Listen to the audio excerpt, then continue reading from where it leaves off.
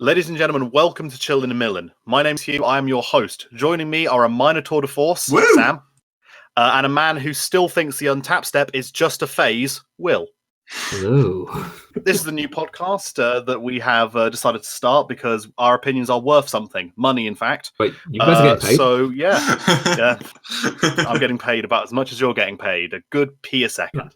They lured me into this room with biscuits. Trust me, mate, that when I say a p a second, I don't mean money. Oh. Indeed. That's beautiful. It's beautiful indeed. I thought we'd start by introducing ourselves and what kind of formats we were interested in before we get into the actual news of the day. So, Sam, would you like to start? Yeah, sure.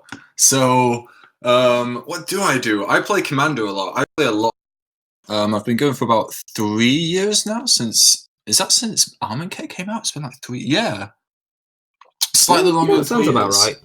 That was 3 years ago. Jesus. Yeah, and mainly just building a lot of janky Minotaur decks. Yeah. I love the fact that you literally build Minotaur decks. You're the only person I know that actually builds Minotaur decks, and I think that's potentially my favorite thing about you. So, Sam, you need to answer the number one question. Are you planning to build mono blue Minotaurs in Legacy? I guarantee you it's not the deck you're thinking it is. Wait, what? Is this the one with Is this Didgeridoo Pleasant by any Kenobis? chance? Yes, it's Pleasant Kenobi's Didgeridoo deck, yes. God damn it. Maybe one day, hopefully. Yeah, maybe. Yeah, dear, oh dear. I mean, problem is, I remember seeing the Mono Blue Minotaurs deck, and it's still worth like a What the grand. fuck? Oh, the mono blue one, yeah, because it has 4 Force of Will in it, and it's got It's got Emrakul in it. it's got Emrakul. Yeah. Sneak and show. Actually, the biggest problem with it is it actually uses the layer system, and it will actually give me a headache. Speaking of which, Will, you should probably introduce who you are. Hi there, I'm Will. I'm a level 1 judge, and I'm mainly interested in Eternal formats. So I play a lot of Modern and a bit of Legacy and a bit of Canadian Highlander, and yeah, that's about it. Nice little bits and bobs. Basically a control boy. Yeah, I play a bit too much Jeskai for what's healthy. The fact of the matter is, like, we'll get on to this, but we were talking about Pioneer, and the fact of the matter is, you immediately went, I'm going to build Jeskai Copycat, and I was immediately upset. I've actually built a couple of decks for it so far. It's Jeskai Copycat, it's Jeskai Control, it's Blue-Red Control, and it's Blue-Red Wizards. Fantastic. So lots of variety. I don't know what you're talking about. Yeah, red and blue. Fantastic. My name is Hugh. I am mainly interested in Commander, Standard, and Modern. I have a Canlander deck. It's not very good. I think it's the same one I played you with when I first made a Canlander deck. But it's also kind of had most of its stuff nicked out of it to go in better decks. Did you actually ever play with that Canlander deck? I have very vivid memories of you making it and not many of you playing it. I'm convinced I played you with it a couple of times because it was equipment and it was Boggles without any of the Boggles, and then I got more of the Boggles to build it and never managed to finish it. Yeah, because I remember you building it and I was like, Hugh, you should put some Boggles in. You're like, nah, it's cool. Don't need no Boggles. I'm still amazed that Boggles is a deck. Like, Slippery Boggle, the 1-mana hexproof. Like, how is that a thing? It's so good. Yeah. You cast a Boggle and then you put pants on it until they're dead. You pass the Boggle and then you laugh all the way to not being able to remove it down. It's called Pray for a Board Wipe, Wimp. Pray for a board wipe, Wimp. Brilliant. Or hope that you have a bigger creature. Brackets, you won't. Or Dies to Edict .deck. It is Dies to Edict .deck. Any kind of sacrifice. I'm so glad if it was on like online clickbait, it would be like this deck hates Liliana of the Veil. Can you guess which one? So what's the idea? You just get a Boggle and then you just like slam pants on it. Yeah, it's the reason why Griff's Boon's modern playable. It's also the reason why what's the two mana white one? Oh, Daybreak Coronet. That's the one. Daybreak Coronet is like Daybreak Coronet is like chaff of the chaffest like mark, except for in Boggles, where it's one of the most like nut draws you can have. Yeah, it's like a card where if you opened it in your sealed pack, you would cry, and then if you draw it in Boggles, you freaking love it. It's a 10 quid card as well. My Is it God. really that much? Yeah, well, when I bought it, it was a tenner. Oh, it's not a tenner anymore. It's definitely Boggles is not as good as it once was.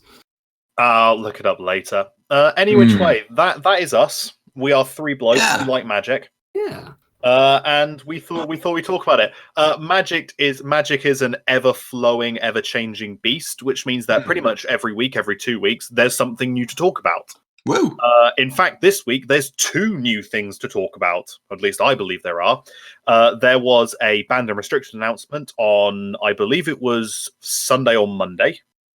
It was October 21st, so I'm going to go with Monday because I think they're always on a Monday. Then there was a banned and restricted announcement on Monday, and we also on Monday got the announcement of a brand new format. Ooh. Which we shall be talking about today.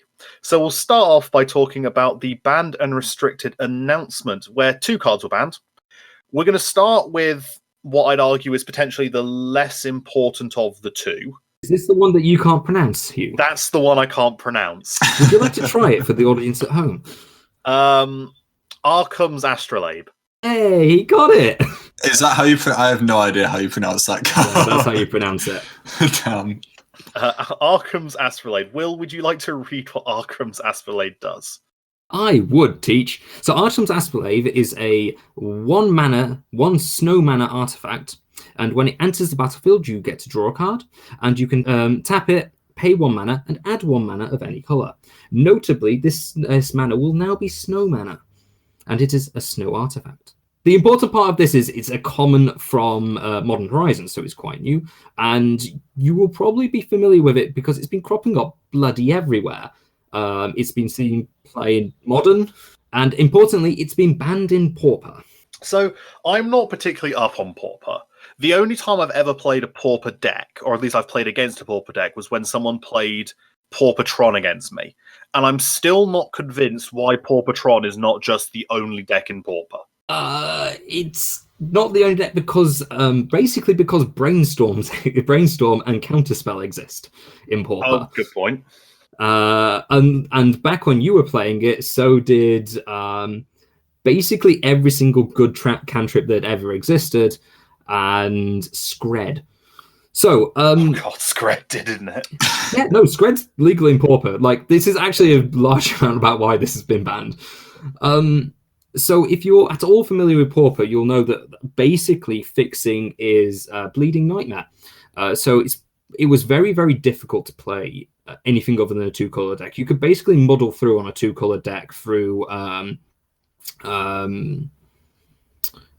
basically the fetch lands for basics, Evolving Wilds and Terramorphic Expanse, Ash Barrens. And you could probably play it. So Pauper's actually been in a rough place for a little while now because obviously we were having like the dominance of blue-black decks, and then all the free spells got banned. And then Arkham's Astrolabe was basically printed into Modern Horizons, and it basically made it so you could fix any color of mana in that deck. Because it's basically like you pay 1 mana, tap it, and it turns into any other mana. Yeah, because it doesn't require color to play it, you could basically play any deck. So basically every single deck in Pauper turned into like 3 and 4 color piles of good Pauper cards. Yeah, which is not really good. So he was basically homogenizing Pauper towards being able to play basically Skred, because you could just play all snow basics. And Skred basically became the best removal spell in that format, and then just being able to play lots of other stuff, basically every other good card in it, in like the colors that you chose. So I think it was Jeskai that was dominating for quite a while, and you were basically playing like Jeskai or 4-color good stuff, and then flickering Muldrifter with what's the Ephemerate. To read from the actual announcement, it states that we've seen 3+ color Skred decks pick up substantial metagame share, at times representing 15 to 20% of the field, with a win rate greater than 55%. Oof. So From what I'm reading, it's basically if you were a Scred deck, you made up about a fifth of the field and you won most of the time. The problem is also that it kind of pushed other decks out of the format because if you couldn't deal with Blink decks, you were basically pushed out.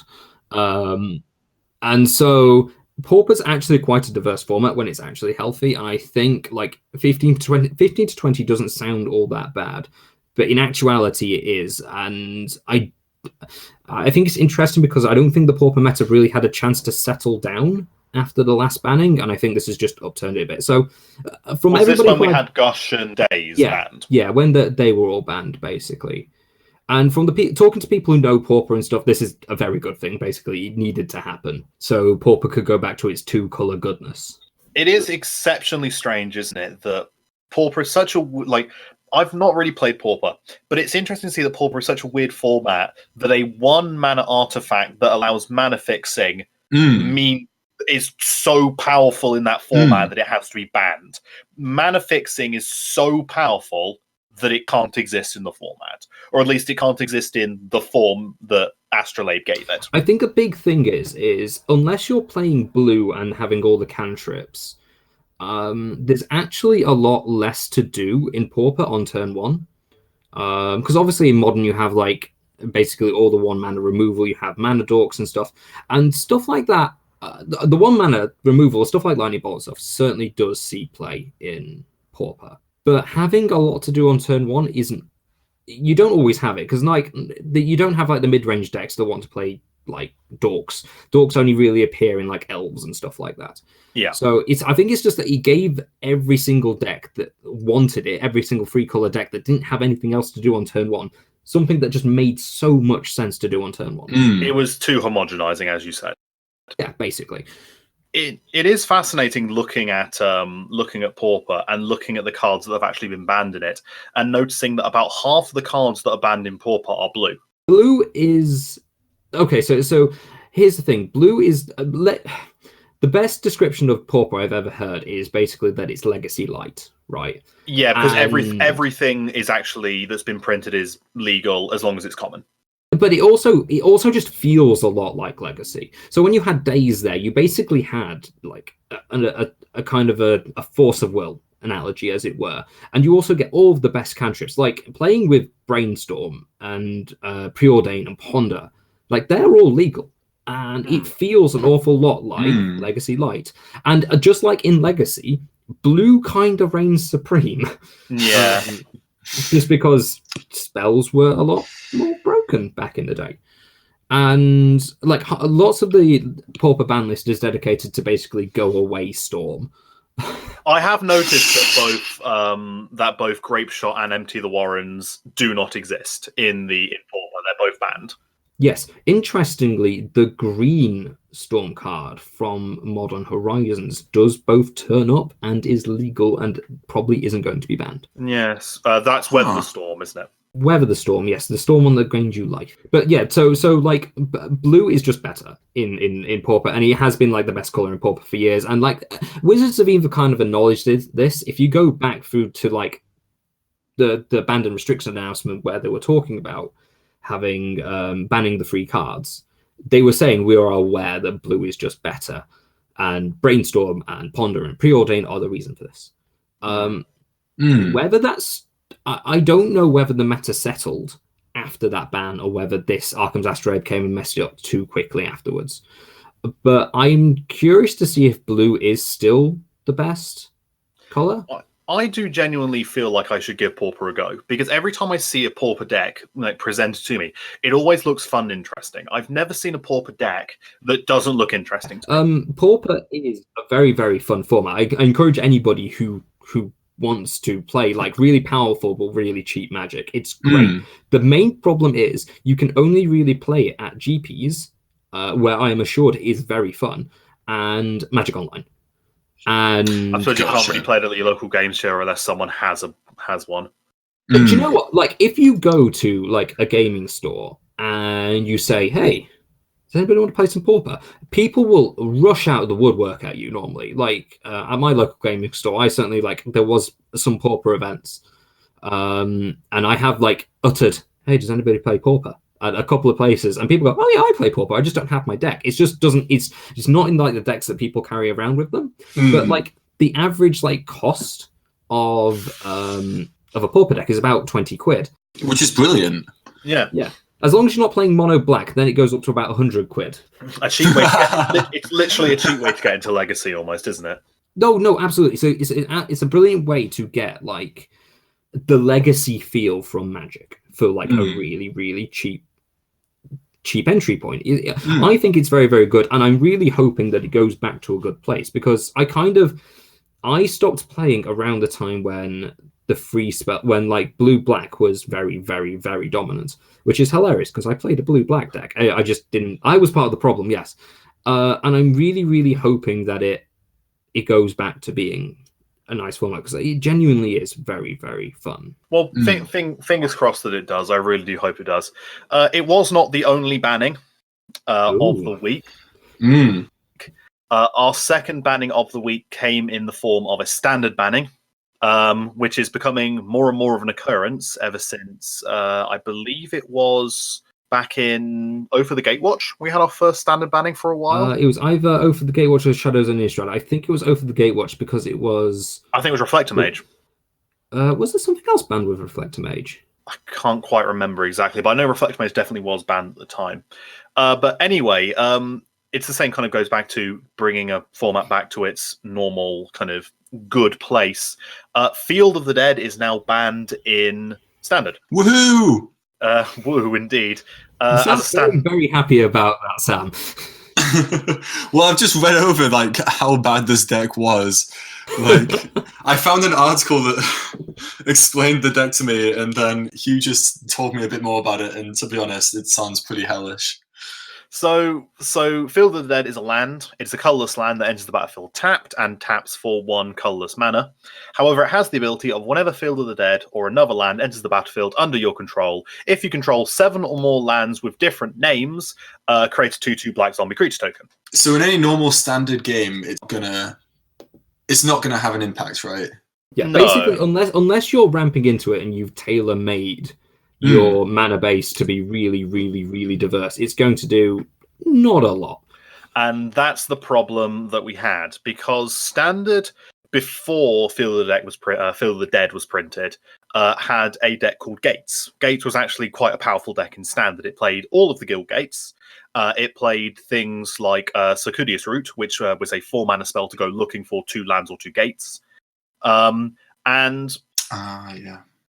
What ended up happening is when Gates kind of hit M20, Field of the Dead got printed and Golos Tireless Pilgrim got printed. What that essentially allowed Field of the Dead to do was find a home in a deck that was always going to have lots and lots of different lands of lots and lots of different names. And then with Golos Tireless Pilgrim, it didn't matter what color those lands were, because it was a 5-color commander, but it was 5 of any color to cast him. The 5 colors actually in his activated ability. And when he enters the battlefield, you go looking for a land card, any card, and put it onto the battlefield tapped. So a big and interesting thing about this was that Field of the Dead, basically, it was a very good deck, but it only had like it had a very large like win share, but only had like, it wasn't like overwhelmingly winning, right? It just happened to be very, very popular. Originally, but it kind of, the reason why it ended up getting banned was when the Mythic Championship rolled around, as it states in the ban restriction announcement, they ended up representing 42% of the field. And it had an exceptionally high win rate. That is huge. Correct me if I'm wrong, only actually one of them got into the top 8 of that Mythic Championship, right? It wasn't won by Golos, it was won by Gruul Aggro, I believe. I believe so. I'm not 100% sure. I can get it up. So a big thing I've heard about this banned and restricted announcement is basically like, this is like the archetypical Wizards thing of saying, we need to get rid of this deck for deck diversity's sake. Which normally I kind of turn my nose up and go, but in this one I can actually believe it, because the argument was, and that I heard, was that basically Field of the Dead basically pushed Control completely out of the meta. Yeah, it actually did not make a single one of the. It made one. Sorry, it was second place. Wow. Yeah. Gruul Yeah. Aggro came first, then it was Bant Golos, then it was 2 food decks, a Bant ramp deck, Cavalcade, another food deck, and Knights. Yeah. So the argument was that this completely pushed control out of the meta. 100%. Control was dead. And the problem then was like because and the reason for that was basically because control kind of wants to win the game by just playing lands, right? Like if you can play a land on every single one of your turns with a control deck, you can probably win that game, right? And you just 1-for-1 all your opponent's stuff and draw some cards. And that's probably enough. Yeah. And it turns out you can't win a game when your opponent is also very happy to sit there and play lands, and their lands kill you. The issue became when you had a Field of the Dead out. Later in the game, all you ever needed to do was remove whatever your opponent put on the battlefield, and you're a 5-color deck, so you can quite happily do that. And every time you played a land, you were getting at least 1/2/2. If you managed to get 2 Field of the Deads out, or 3, because it's not a legendary land, you were getting even more every turn. I remember playing against it on Magic Arena, managing to eke out a very, very, very slow victory, and the only reason I won was I had a flying haster. They had on their turn, when they passed to me, 12 2/2 zombies. This was over the course of like 2 turns. What were you playing? I was playing mono black aggro, but it was just quick. It was quick to get up to that time, to the time where it had Field of the Dead and 7 different colored lands out, and then it was very happy at that point just to sit and be very, very slow and methodical with you. When I saw it playing, it kind of reminded me of the Nexus of Fate, Wilderness Reclamation kind of Durdle fests. Yes, absolutely. It also played Wilderness Reclamation in some of its versions. Some versions did, yes. So like it's probably, I'm guessing it's kind of a miserable deck to play against. Obviously, let's say I don't play Standard. I don't watch a lot of it. I had a relatively good matchup against it because I was playing mono black, but it was still annoying to play against, even with a deck that had a good win rate against it. So in general, we're pro this ban then. This makes sense. No, 100%. This makes sense. This is allowing the diversity of Standard to just suddenly explode again. So speaking of Standard diversity, then, what do we think about Oko? The Oko Winter is the current joke that's going around Standard forums. Yeah, see, like there's lots of memes going around modern circles at the moment. It's just like, Oko, how many formats can it ruin? The thing is, if thinking about it, like I was saying, like, you know, Golos was 1 out of the top 8 of Mythic Championship 5. Food was 3 of them. But wasn't the most played card at Magic Fest 5, or where it's called? Sorry, Mythic Championship 5, Basic Forest. I think it was Basic Forest. Then it was Basic Forest. Then it was Oko. Yeah. Oko is a strange one because when I look at Oko, I still can't explain to someone who isn't a Magic aficionado. If someone was just getting into Magic and I showed them Oko and they went, "Okay, so what does this card do?" I wouldn't be able to tell them really. Oko is the planeswalker, right? That +1s make a food token. +2 to make a food token. +1 a creature or a artifact becomes a 3/3 elk, but loses all abilities. And -5, I believe, or sorry, it's -6. Swap control of a artifact or creature you control with an artifact or creature they control of converted mana cost 3 or less.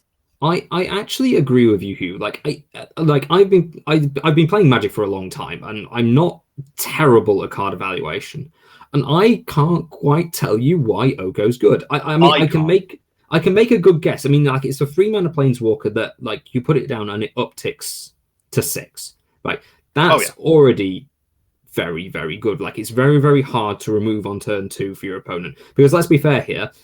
You're casting it on turn 2. You go Gilded Goose into Oko, make a food, and your goose makes mana again. Right? Oh, no, 100%. Like that thing is being played on turn 2.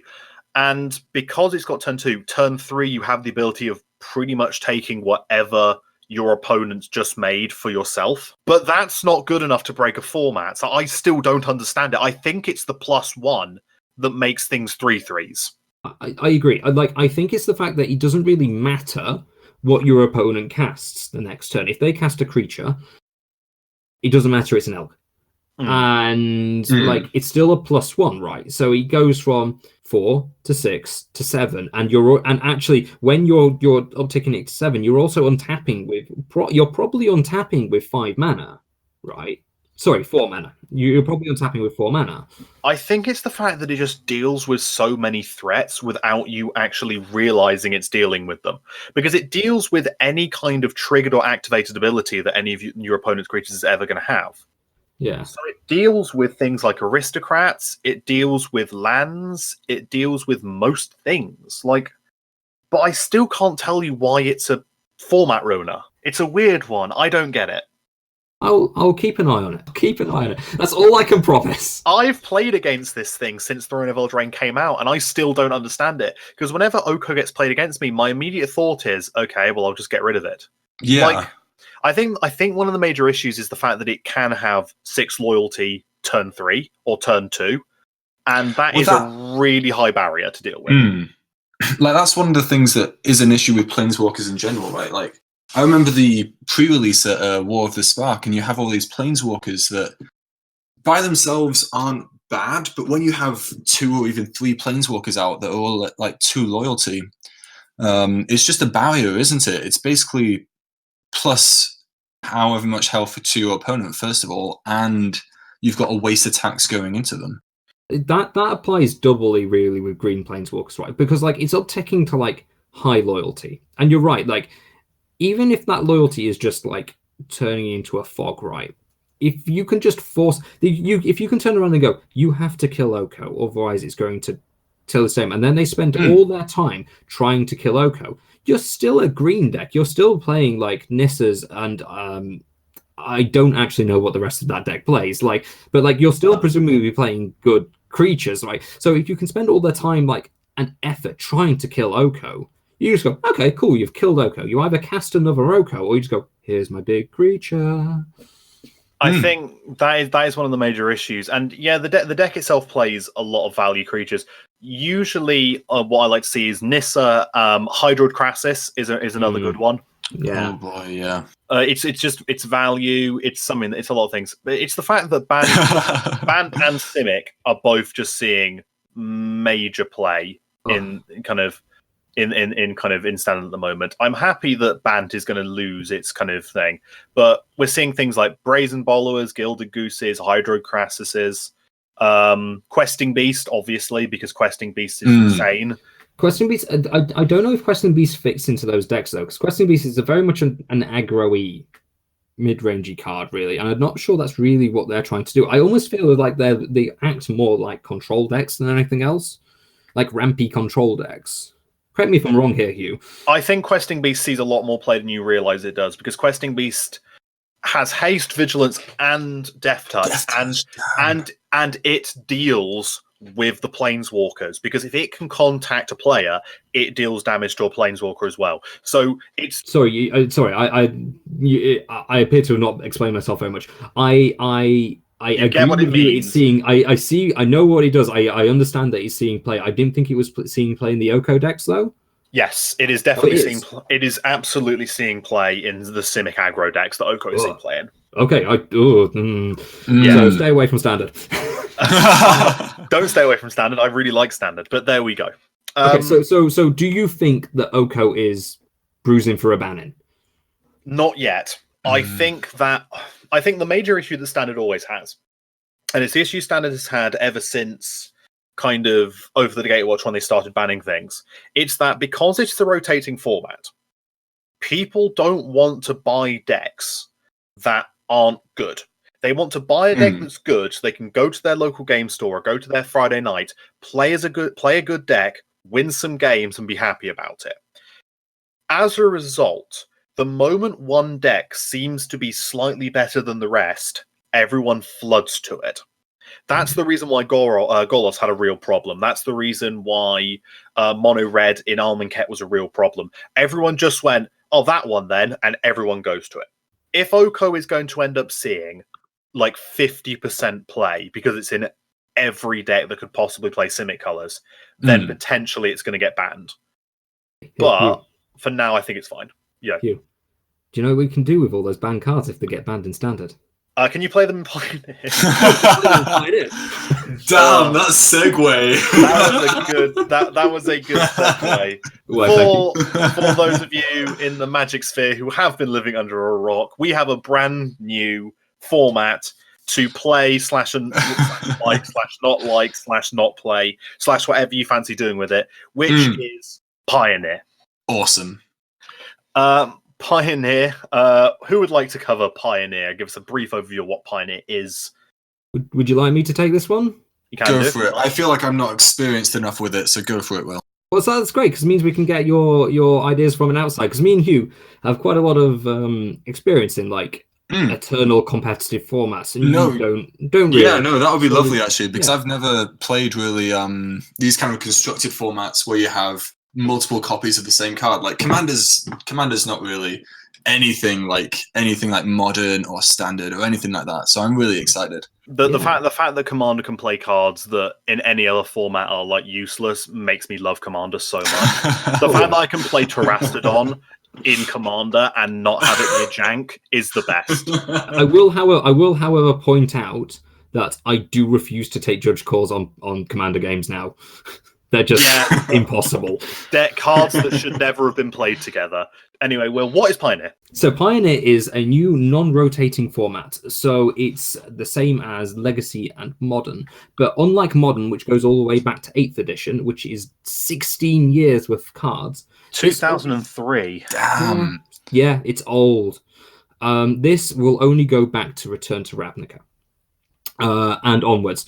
You cannot play cards from supplemental sets printed since then, so you cannot play Commander cards, you cannot play cards from Conspiracy, and importantly, you cannot play cards from Modern Horizons. That will surprise me. I'm surprised they did that, but then again, I'm not surprised they did that. But we'll get to that. We'll get to that. It doesn't really surprise me, and I'll explain why later. But yeah. So yeah, it's from Return to Ravnica onwards, all the way up to Friends of Eldraine now. And as of right now, there are only 5 cards on the ban list, and it's super easy to remember which ones because it's the 5 Khans of Tarkir fetch lands. Fetch lands.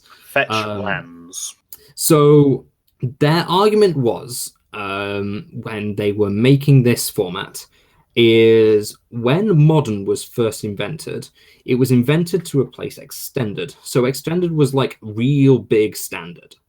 Right. I think it was 5 years worth of Standard. Something along those lines. It was a weird format. So it's still rotated, but the idea with Extended was you could carry on playing your Standard decks for longer, and they didn't rotate out. And eventually they basically came to the conclusion that this was a silly idea, because they could just make a non-rotating format where you could play all your Standard decks. It just pushes the problem back, yeah. Yes, basically. So they invented Modern in 2011, sometime around that time. And their argument was this is a place where you can go to play your old Standard decks. Standard decks you old. And that was certainly true for a long time. And it started off with a ban list to reflect all that. So basically it looked at what had been broken in Extended and went, things okay, like this is Jace and Stoneforge Mystic and that sort of thing. Jace, Bitter Blossom, Stoneforge Mystic, stuff that they knew were going to be problems. And weirdly, 2 of those 3 are now unbanned and fine. Yeah. And their argument is that all 3 of them are unbanned and fine. while Modern has become its own thing, and it is still a very, very popular way of playing Magic, lots of people like Modern, it doesn't really serve that purpose anymore. And I get that. I kind of agree. Modern is its own thing, but it's definitely not a place to go and play old Standard cards. No, I played against someone who tried to bring their old Standard deck. They tried to bring their old RTR Demir Standard deck to a Modern tournament, and bless them, I crushed them into the dirt, and I didn't feel good. Yeah, and that feels bad. Yeah. So their argument is that Pioneer it's not a replacement for Modern. Modern is still going to be Modern. Supported. Still supported. It's going to be. I think it's got the same amount of GPs as Pioneer so far, hasn't it? Yes. So it's not going to be quite like the level of like it's going to sort itself out as Legacy is. It's still an officially tendered format, but it's kind of left to do its own thing, really, and Legacy players kind of do their own thing. I'd also argue that's because Wizards realised how expensive Legacy is to get into, so they Yes. don't want to force people into that. Yes. Yeah. So the argument is that they're kind of realizing that Modern's going to have the same problem as Legacy to a certain extent, of just like old cards, lack of availability, hard to get into. And Pioneer is going to be the new format that takes on Modern's original purpose of like a place where you can play old standard cards. And so far, obviously there's only 5 cards on the ban list, which are the 5 Khans of Tarkir fetch lands. But that's not going to stay for very long, because if you notice, between RTR and Throne of Eldraine, there's a lot of broken stuff. We're going to see a Treasure Cruise yeah. banning. We're probably going to see a Saheeli Rai banning. I wouldn't be surprised if Dig Through Time gets banned. Yeah. So, but their argument is, so all that stuff, so particularly Treasure Cruise, Dig Through Time, Death Rock Shaman, stuff like that, which is all hard banned in basically every single other. I'm pretty sure that Eternal Treasure format. Cruise, alongside Gataxian Probe, is the only card banned in banned/restricted in every format. I believe so. But their argument is like they're not sure whether those cards are still going to be broken in Pioneer, because you're lacking some key cards. So what they're doing is basically they're going to have very, very regular banned and restricted announcements that's basically just going to be for Pioneer. They're going to see what's going on, and they're basically just using Magic Online as a vetting tool. Basically, their argument is we don't have enough playtesters to try and break this. So we're going to lay it loose on Magic Online for the end of this year, and we're going to make it so it's not silly by the end of this year. And by the end of next year, we're going to have some GPs for Pioneer and see if people like it. So I'll be honest with you. Out of the 3 of us, I think I'm the only person who's not sold on Pioneer. Okay, so I'm curious. So I am very sold of it. I'm going to be honest with you.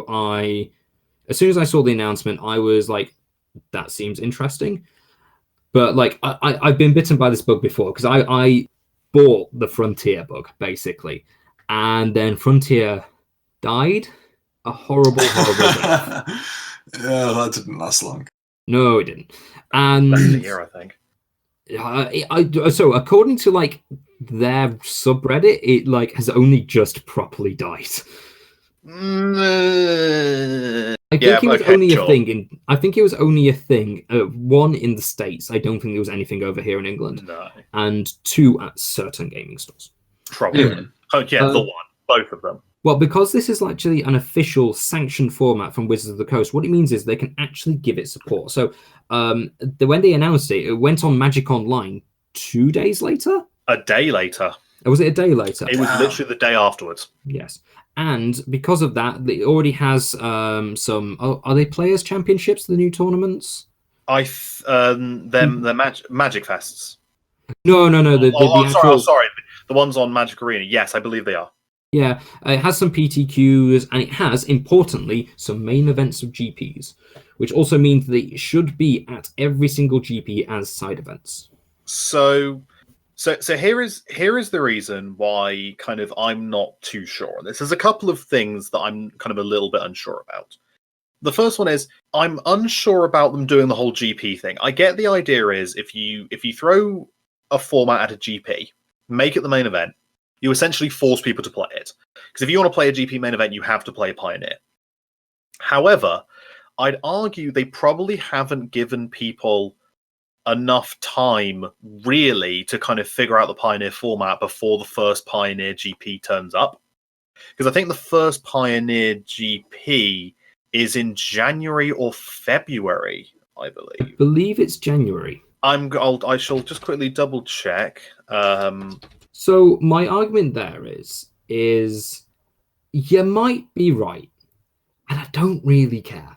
Right? So from my point of view is like Magic is at its best when it's the Wild West, right? You don't know what F is going to turn up. And actually, if you look back at like the first Modern GP, they basically use that as like the vettings about what to ban in Modern. Right, there was like a big long string of bannings out there. Like that's where like I think it's Blazing Shoal in the effect deck was banned, and so like people hadn't really figured out modern then, but they also use it as like a bannings thing. And I think it was an incredibly entertaining GP. I can understand that. I do think that the problem. Okay, this brings me on to my second problem. I think I have with Pioneer, which this is kind of the big problem I genuinely have with it. Pioneer is as you say, it's kind of one of the reasons they brought it in. Is it's a way for people to play their old standard decks again. However, standard is a format that at most had 8 sets in it, which means that if we look at like all the way through Pioneer, which has 29 sets in it, we're looking probably at about 5 or so, four or so kind of proper standard blocks that are going to see actual play. In there's going to be decks that specifically within that standard were the most powerful that will see play. It is not going to be hey, I get to go back and play my old standard deck, because that's not going to happen. Because what will end up happening, and it's what I fear is going to happen, is people are actually just going to take all of the best standard decks from those sets and just bring them in even more degenerate. So we're going to see things like Saheeli Rai Cat combo back, but this time with even better protection and even better answers. We're going to see things like Treasure Cruise and Siege Rhino reappearing in decks that are better suited for them.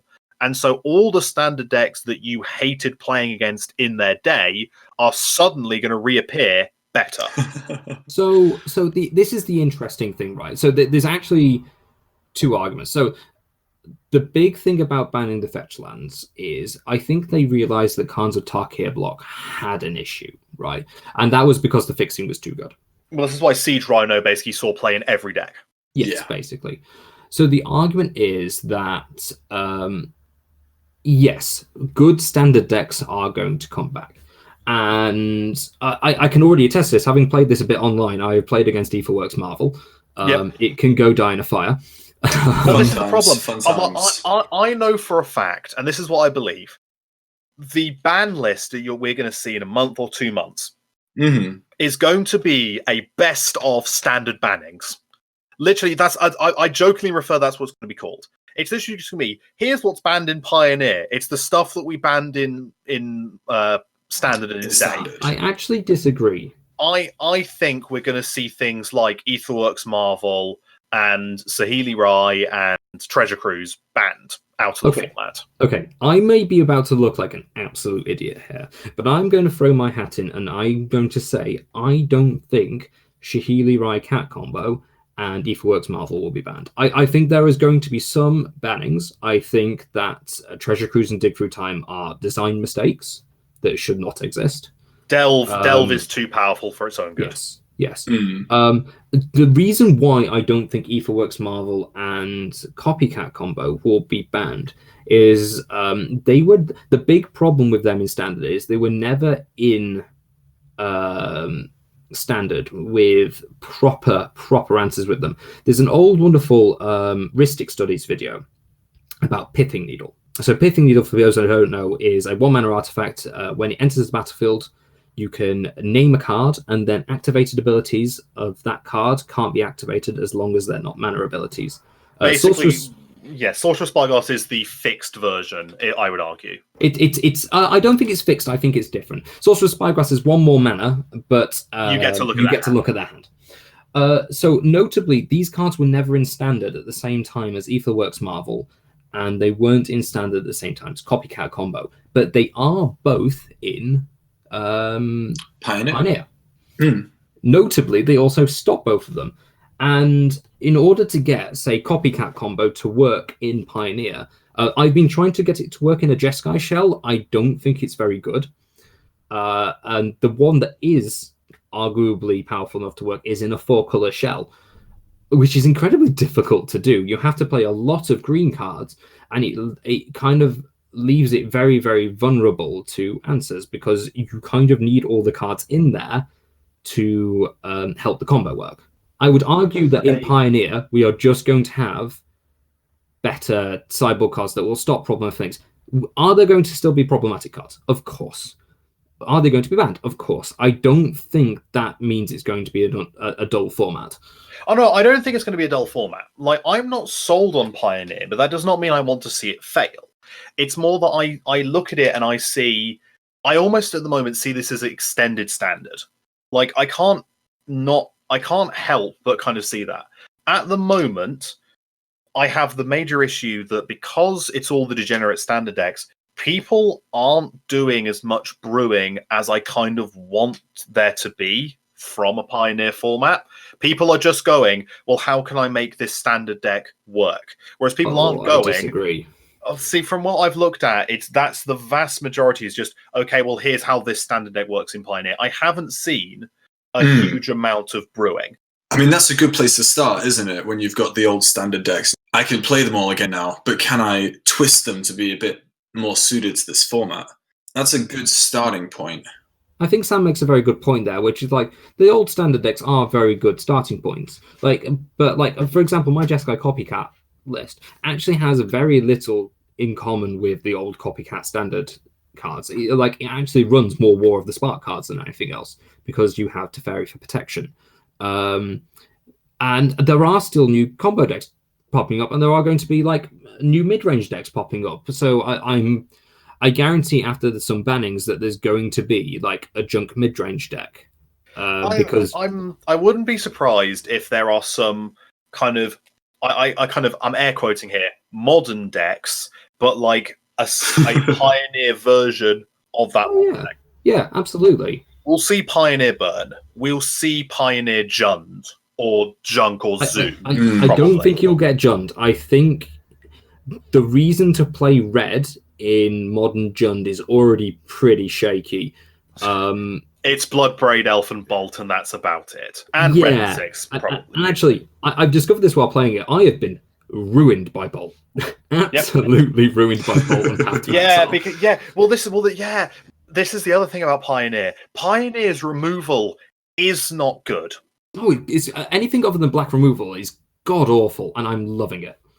Well, this is the thing. Well, we made a list, haven't we? Fatal Push, Assassin's Trophy, Murderous Rider, Thoughtseize are basically your best removal cards, and every single one of them is black. I disagree. Like, there is still good removal, right? We have a lot of white exile cards. The big one there is Declaration in Stone, which is like it's going to see play in white decks. You kind of have to. I also, and I'm going to say this, I do not think we realize just how much of a power Thoughtseize has to warp formats. Considering that Thoughtseize is played in basically every black deck in Modern, when it was printed into Theros, it was the most played card in Theros. I think that Thoughtseize is going to warp this format a bit more than we're giving it credit for. I actually have no... Actually. No, I agree. Go on, Will.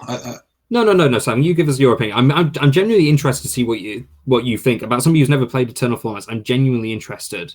Well, I mean, I don't know how many valid points I can raise, but I think Hugh is entirely right. Because what I know about Thoughtseize, and you play it and you look at your opponent's hand, you write down everything they have, and then you say that non-land card goes in the bin.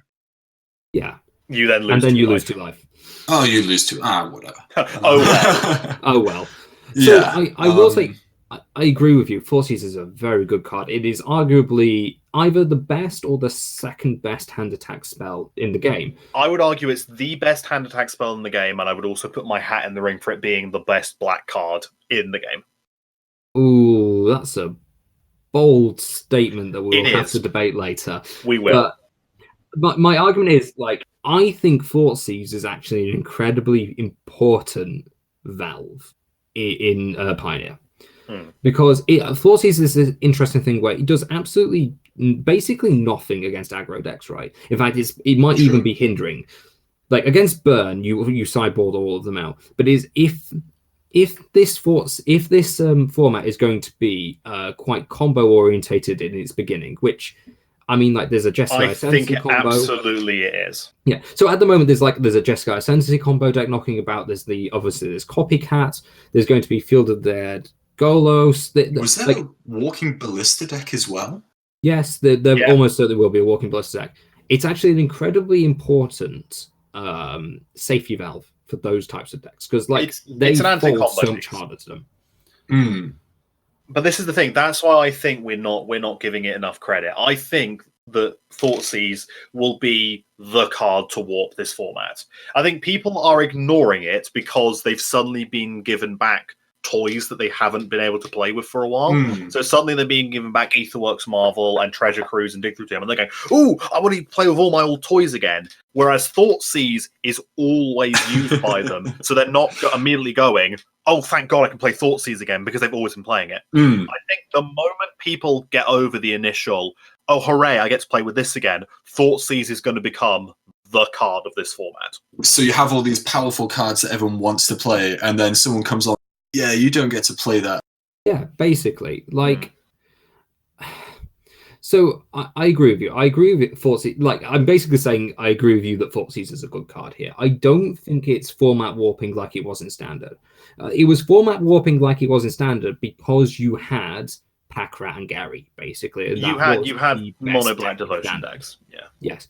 And I know Mono Black Devotion is a deck in Pioneer. I have not seen it so far. I've seen Mono Blue Devotion, definitely. Oh yeah, that Mono Blue Devotion list looks hilarious. I love it. But I don't think it's going to be turning up everywhere because I don't think black is the strongest color. I think when it does turn up, it's going to aid mid-range decks, which is what it's always done. And I think you need a good mid-range deck. A junk mid-range deck probably has a very good home in this format. Probably. I honestly do not know what I feel about kind of some of these cards suddenly being in Standard, suddenly being put back in together. And I just look at things like Thoughtseize and things like Treasure Cruise, and I think these are cards that are so good that they either see play in basically every other format, or were so good they got banned in every other format, and we're suddenly putting them into play in a much, much smaller set of cards with less answers to them. I think they're going to warp it. And do you know what? That might be true. Definitely Treasure Cruise. And do you know what? If it is too strong, they are keeping a monitor on it. So they're going to ban it. Absolutely, there will be bannings. They've said that. I'm interested to see where it goes. I'm not yet sold on it. I hold back on building a deck until I know exactly what the format's going to do. Because at the moment, I think the format is going to see 3 phases. It'll basically see the initial, I get to play old Standard decks phase in phase 1, which is what we're in right now. Phase 2 will be the everyone figures out what's broken phase. And then there'll be phase 3, which will be the after banning phase. I'm waiting till that 3rd phase to be able to then go, right, is this format worth my time? No, absolutely. And I would absolutely encourage you to do that. I'm a masochist and I want to wander into the Wild West and get I love that. You want to walk into the Wild West and get turn 3 Aetherworks Marveled. Yeah, though then again, I am throwing adder lasers at people, so I think people think I'm an idiot and are going easy on me. I do like the fact that both of the decks that you've built for Pioneer are Standard decks that I remember either you tried / have played in Modern. I've played both of those. So the 2 decks that he was referring to are I have a Jeskai Copycat list for Modern that I had middling success. Actually, no, pretty good success. It's a very fun deck to play, and I've had pretty good success with it at... I've been killed with Copycat combo on multiple occasions in Modern. Yes. And then the other deck is a alteration of Saffron Olive's Thunderous Wizards deck. Is it Wizards? Is it Wizards? Yes. Is it though? Yes, everything in it. Everything in it is a wizard. Is it? That sounds like a really fun deck, actually. So the idea is basically you play D2 Ravelonas, which gets me some hilarious looks. I hate that card because I know how bad it is. And then he dies to it. It's the fact that it's a 1/2 that doesn't have any keyword abilities. Why are you playing it? Later in the game it could be a 2/2 with haste. Yeah, but why aren't you just playing Goblin Guide? I hate that card so much because I don't understand why it works in that deck. I hate it. So you play Gitu Lava Runner, you play the 1/2 from Armand Cat. It's fine. Gitu Lava Runner late game will be even better. How so? It'll be a 2/2. I hate it. I've killed a control deck by drawing it on turn 14 and hasting it into their face. I hate it. I actually hate it. Do continue. Soulscar Mage, and then you play Storm Chaser Mage, Dreadhorde Arcanist, and then your top end is Adelaide the Cinderwind, who is if you don't know what it does, I don't blame you. He's a 3-mana 2/2 with haste and flying, and whenever you cast an instant or sorcery spell, each wizard you control gets +1/+1 until end of turn. That's right, it gives every wizard prowess. Oof. And so many of my wizards have double prowess. I hate that card. And then you proceed to cantrip people to death, which is hilarious. That's why Gitu Lava Runner has killed me on more occasions than I'm care to admit. Because you play a 2/2 with haste and then get cantripped in my face. Oh my gosh. And I never want to block the Gitu Lava Runner, because why would I ever? At GP, I think it was GP Birmingham. I was playing. It was GP Birmingham. December last year, and I was November last year. I turned up in round 3 of a signed event, having gone 2-0 at that point, and my burn opponent sat down and was like, hello. I was like, yeah, okay, I win the dice roll, and I went Mountain Gitu Lava Runner, and he just looked at me like, how did you get this far? You draft commons from Dominaria in your deck. And you looked at him square in the eyes and without blinking just went, I don't know. Basically, yes. Incidentally, that deck for the most part ports completely over to Pioneer without any changes. Yeah, it does. I can't wait for that deck to still not work. And this is as someone who lost to it in Modern once, and I still have not forgiven myself for that. I'm pretty sure I lost to it while playing Burn, and I'm pretty unhappy about that. Like, hey, here's a tier 1 Modern deck. All right, here's Wizards. Okay, who will win? Well, how the hell did you win? I don't know. Is that the FNM where I killed you on turn 3 twice? Yes. Because as it turns out, you can cantrip your way to death with Wizards, and I can only bolt you occasionally. Because it turns out most of Modern Burn aims directly at your face and not at the creatures. It's really irritating. Anyway. Yeah, whatever happens to Pioneer, I am interested to see kind of where it goes. So I only have 2 reservations about it at the moment. Okay. My first reservation is, like you were saying, stuff like Thoughtseize and Jacerin's Prodigy and stuff are going to be, and basically standard staples from the past are going to be staples. And lots of those staples are dirt cheap. I'm pretty sure you can pick up Siege Rhinos for about £1. I'm pretty sure they've got yeah. They're £3 on a Magic Madhouse right now. But like £3 compared to like a modern deck is basically nothing, right? You can pick up a deck for basically nothing.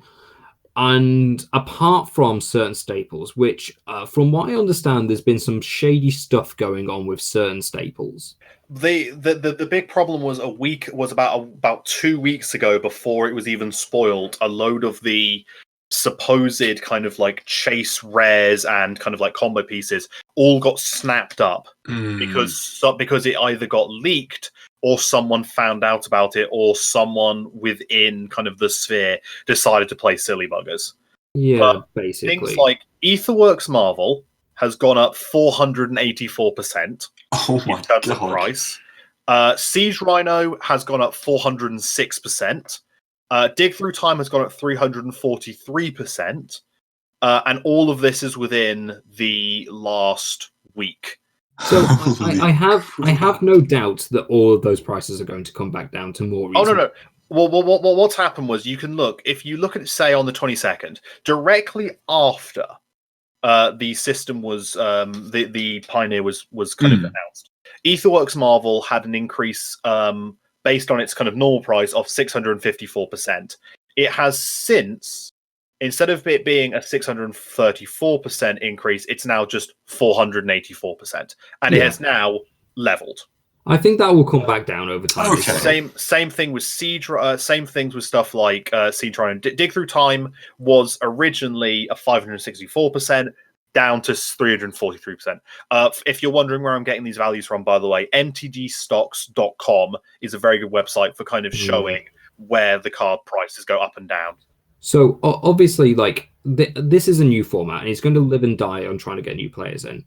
And I'm going to jump to you, Sam, in like just a second about that. But like, I think a big thing will be, I think these prices will come back down. It's all of these cards, like things that people put in their trade binders and then kind of forget about, right? Because they can never shift them after standard. And so they're suddenly going, oh my god, finally. Yeah. And it's like, they're either going to go, oh, I can play this again. Or they're going to go, oh, I can shift this now.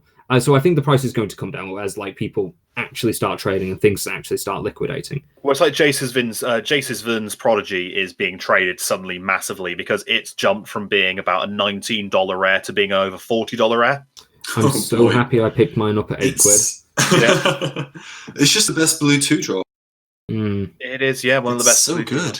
But yeah, I am also fascinated. Like Sam, as someone who does not have currently a place within Eternal formats, does Pioneer interest you, and like kind of why?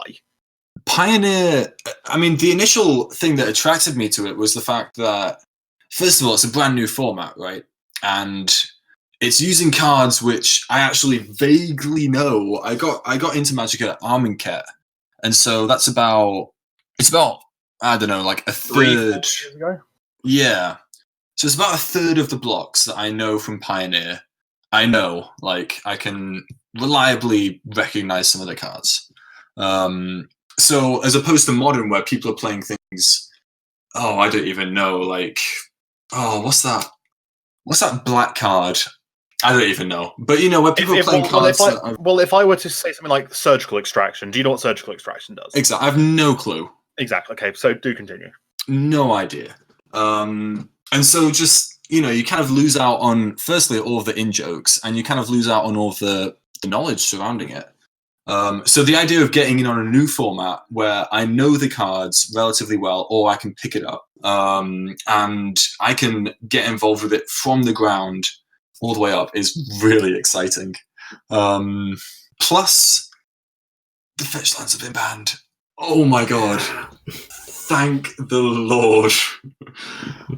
Those things. That does suddenly make the actual, because I know they're doing it to try and kind of make it kind of slightly less consistent. I also think they've done it just so they know that it's cheaper to get into. Oh god, yeah, definitely. For sure. Like, interestingly, I having played it, I don't actually think it does make it any less consistent, right?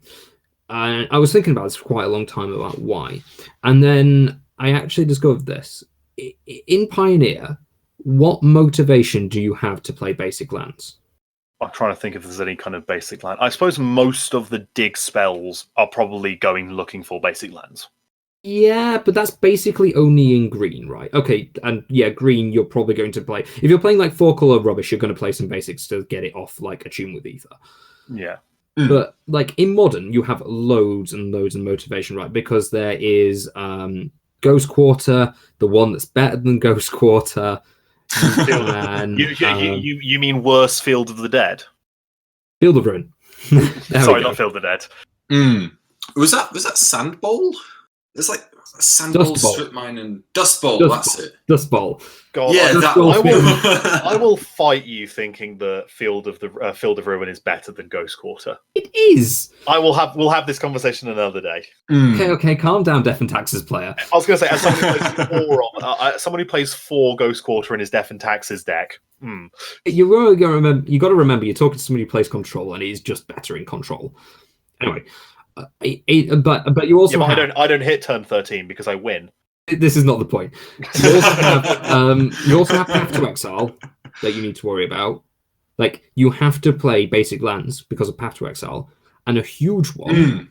You have to play basic lands, otherwise you just lose to Blood Moon. You don't have Blood Moon, you don't have Path to Exile, which means the only real removal spell that you're going to have to play basic lands for is Settle the Wreckage. Settle the Wreckage is an Assassin's Trophy. Assassins, Oh, yeah. Sorry, no, Assassin's Trophy. Okay, that's one I hadn't thought of, yeah. And because of that, it basically means most of the decks can just play 3 basic lands, one of each color, or a couple of, if they're 2 color, you can play like one of each. If you're 3 color, you can play one of each.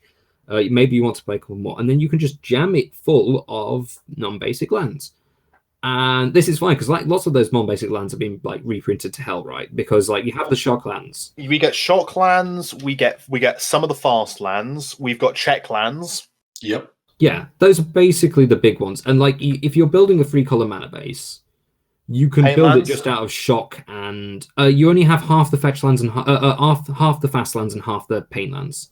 I think you just have the exact same color. The exact same color ones, actually. Yeah. Yeah, you only have the enemy colored ones. It's actually like a really, really weird time in like mana bases where enemy color pairs are actually better represented. I would not be surprised if we start seeing cards printed into Standard with the express intent of making decks fairer in Pioneer.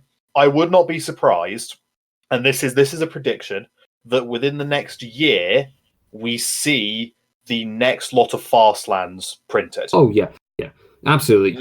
You will get those printed, and you will get the pain lands printed, probably in core sets. Probably. Because of how the fast lands are named, I would predict you'll probably get them in a core set. Yeah, probably. But then again, Theros is the sort of place that I can imagine seeing fast lands in. The Black Cleef Cliffs, you could probably understand being in, like, say, Seachrome Coast. Seachrome. Maybe. How about the monster one that's Summoning Lair of Monsters? You could, if you're literally building an entirely new plane, you could absolutely 100% make specific places where those land names make sense. For sure. I mean, also thinking about the fact that in Ixalan they had Dragon Skull Summit. I love the flavor of that. And they just went, they just thought dinosaurs were dragons. I genuinely thought that was hilarious. I'm just like, you're not fooling anyone, but I'm also happy you reprinted them. But no, Wizards love doing stuff like that as well. Like with they supported the new Brawl format by adding all the 3-color commanders into C19, Core 19. I feel like it was. Yeah. Core 19 got a load of 3-color commanders. They've also printed specific 3-color commanders in actual Brawl decks. And I love the fact that Wizards are supporting a dying format.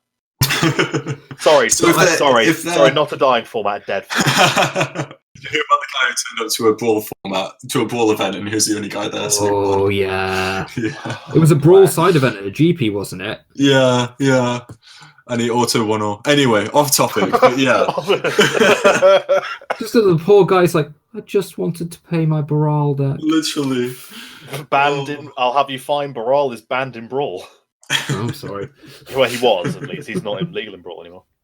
So, like, I don't think it's... I think they need to do something to make people actually be punished for just jamming their decks full of non-basic lands, basically. Like, I'm probably the only person in the world who's currently advocating for Blood Moon to be printed into Standard.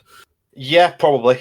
Then again, right now is probably quite a good place for it. It's got a lot of monocolored decks are seeing a lot of play in Standard, so seeing Blood Moon printed into Standard right now probably wouldn't go amiss. I actually think it would be fine, right? But it's also, I just kind of want to play Blue Moon.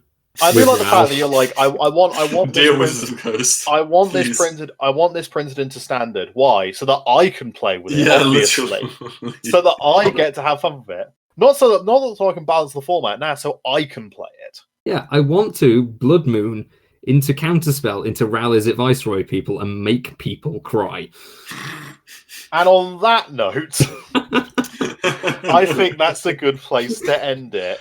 Thank you so much for listening to the first episode of Chillin and Millin. I've been Hugh. I've been. Oh no. Sorry. Oh no, we should have practiced this. Oh, we'll have to do the whole thing again. Fuck. Oh dear. You go, Will. You go. You do it. Damn it. I've been William. And I've been Sam. Thank you for listening. Good night.